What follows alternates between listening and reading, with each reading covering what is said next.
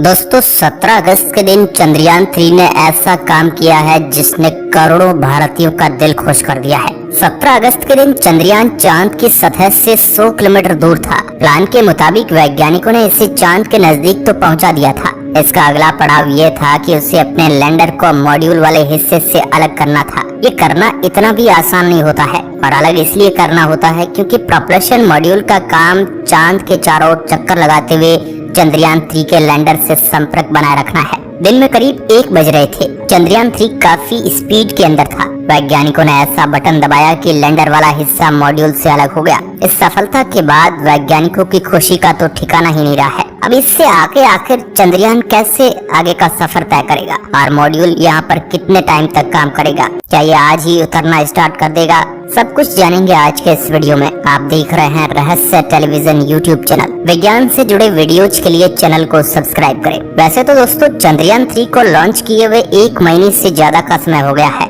और अभी चंद्रयान 3 मिशन अपने अंतिम पड़ाव में आ चुका है, यानी अभी इस मुसाफिर को अपनी मंजिल साफ दिख रही है। मगर दोस्तों 17 अगस्त को वैज्ञानिकों द्वारा मॉड्यूल सिस्टम को अलग करने के बाद अब आगे ये कैसे सफर करेगा। अलग करने का काम वैज्ञानिकों ने इसरो के हेडक्वार्टर में बैठे किया था। ये काम बहुत ही ज्यादा टेक्निकल और कॉम्प्लिकेटेड होता है। वैज्ञानिकों ने यहाँ पर बिना कोई गलती किए इन दोनों हिस्सों को जोड़ने वाले बॉक्स को खोल दिया। अब क्योंकि लैंडर और प्रोपल्शन मॉड्यूल दोनों की गति एक समान थी, इसलिए हुक खोलने के बाद भी एक दूसरे से एक झटके में अलग नहीं हुए। इसको बिल्कुल स्मूथली बिना कोई नुकसान अलग किया गया।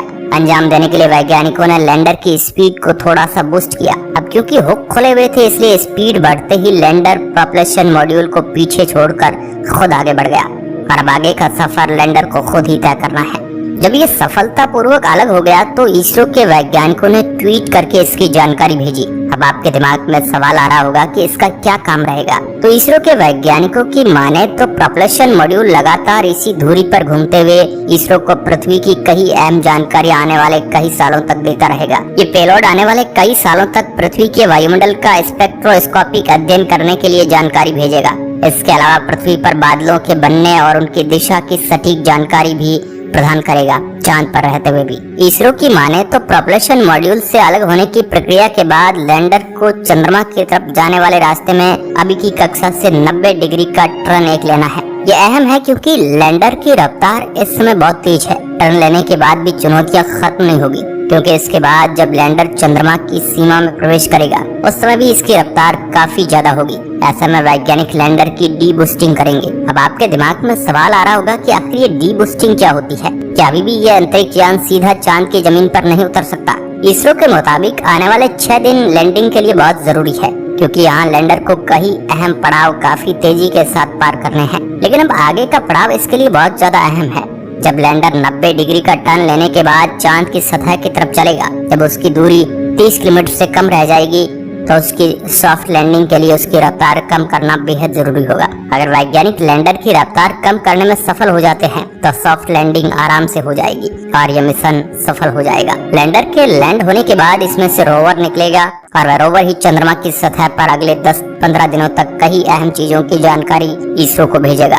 लेकिन दोस्तों आज 18 अगस्त का दिन है। अब आगे का एक एक कदम चंद्रयान के लिए डिफिकल्ट माना जाता है, लेकिन इसके साथ ही वैज्ञानिकों को आने वाले खतरे की भी चिंता है और इसको लेकर वो पूरी तरह से सतर्क है क्योंकि यही पड़ाव है जहां पर हमारा चंद्रयान 2 फेल हो गया था। और वो कौन सा खतरा है जो हमारे इस मिशन को नुकसान पहुंचा सकता है। इसके लिए इसरो का प्लान है कि 18-19 अगस्त को लैंडर की डी बूस्टिंग स्टार्ट कर दी जाएगी। इसके लिए इसरो का प्लान यह है कि 18, 19 और 20 को लैंडिंग स्टार्ट कर दी जाएगी। फिर धीरे धीरे लैंडिंग साइट का डाटा कलेक्ट किया जाएगा और उसके बाद अपने रेट्रो बूस्टर की मदद से 23 अगस्त के दिन शाम को करीब 5:47 पर हमारा चंद्रयान चांद की सतह पर उतर जाएगा।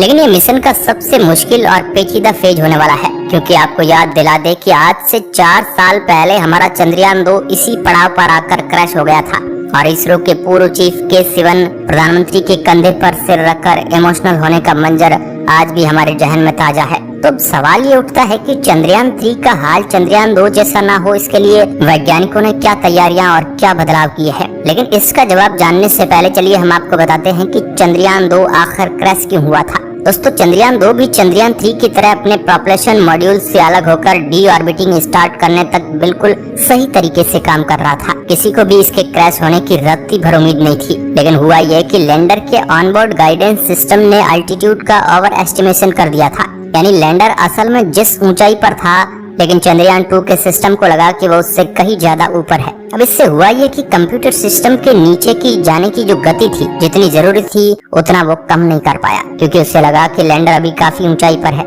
इसके अलावा लूनर सरफेस से सिर्फ 2.1 किलोमीटर की ऊंचाई पर किसी टेक्निकल ग्लिच के चलते इसरो से भी इसका कांटेक्ट टूट गया था। यानी अगर वैज्ञानिक भी चाहते तो इसे बचाने के लिए खुद कोई एक्शन नहीं ले सकते थे, क्योंकि पहले ही संपर्क उससे जा चुका था। और चंद्रयान 2 स्पीड भी उसकी काफी तेज थी और तेज स्पीड से वो नीचे जाकर क्रैश हो गया। इन्हीं सब गलतियों को देखते हुए इस बार वैज्ञानिकों ने चंद्रयान 3 के लैंडिंग सिस्टम में कुछ बड़े और अहम बदलाव किए हैं। सबसे पहले तो इस बार ऑनबोर्ड कंप्यूटर को एआई से जोड़कर पहले से कहीं ज्यादा एडवांस बनाया गया है, जिसमें सेंसर्स की संख्या भी बढ़ाई गई है, ताकि कोई सेंसर अगर फेल भी हो जाए तो भी दूसरे सेंसर की मदद से उसे सेफली लैंड कराया जा सके। इसके अलावा इस बार लैंडर में लेजर डॉप्लर वेलोसिटी मीटर यानी एलडीवी और लैंडर हॉरिजॉन्टल वेलोसिटी कैमरा यानी कि एलएचवीसी, ये दो बेहद अहम उपकरण इसमें लगाए गए हैं, जिसमें एलडीवी का काम चांद की सतह पर लेजर से ये पता लगाना है कि लैंडिंग साइट पर कोई बड़ा गड्ढा या पत्थर तो मौजूद नहीं है। इसके अलावा एलएचवीसी का काम नीचे उतरते समय जमीन की लाइव तस्वीरें लेकर कंप्यूटर सिस्टम को भेजना है, ताकि वो सही जगह का चुनाव कर सके। चंद्रयान का विक्रम लैंडर अपने साथ प्रज्ञान रोवर को ले जा रहा है। ये 6 टायरों वाला और बहुत ही वजनी वाला है। ये रोवर बहुत ही ज्यादा ताकतवर है और उसकी मदद से ही चंद्रयान 3 अपने रिसर्च और शोध के काम को अंजाम देगा। चंद्रयान 3 का लैंडर को कितना ज्यादा टेक्नोलॉजी से भरपूर रखा गया है, इस बात का अंदाजा आप इसी से लगा सकते हैं कि अगर इसका सारा सिस्टम फेल हो जाए तब भी ये चांद पर सही तरीके से उतरने में कामयाब होगा। क्योंकि दोस्तों इसके बारे में इसरो के चीफ ने हैरान कर देने वाला खुलासा किया है। दरअसल दोस्तों इसरो के चीफ एस सोमनाथ एक इवेंट में पहुंचे थे। उस दौरान उन्होंने कुछ सवालों का जवाब देते हुए कहा कि चंद्रयान 3 में कुछ भी खराबी हो जाए, लेकिन ये हर हाल में चांद पर सही सलामत उतरेगा। इस बात ने करोड़ों भारतीयों का दिल खुश कर दिया। हमें तो पूरा यकीन है कि 23 अगस्त के दिन शाम को करीब 5:45 बजे हमारा चंद्रयान 3 चांद की उस भयानक जगह पर जरूर उतरेगा। इस बार दुनिया भारत से उम्मीद लगाए हुए बैठी है और सक्सेसफुल होने के चांस ज्यादा है और फेल होने के इस बार चांस बहुत ही ज्यादा कम है। और उससे पहले रूस अगर वहाँ पर उतर जाता तो भी हमें कंफर्म हो जाएगा कि भारत तो 100% उतरेगा। बाकी दोस्तों ज्यादा दिन बचे नहीं हैं जब हम भारतवासी इतिहास रचने के करीब होंगे। वह दिन दूर नहीं है जब हमारा रोवर चांद की सतह पर दहाड़ मारता दौड़ेगा। अब दोस्तों आपको क्या लगता है, चंद्रयान 3 कामयाब होगा या नहीं? कमेंट बॉक्स में हमें जरूर बताएं। और ऐसे ही विज्ञान और चंद्रयान से जुड़ी अपडेट पाने के लिए जल्दी से आप चैनल को सब्सक्राइब कर लीजिए। जय हिंद, वंदे मातरम साथियों।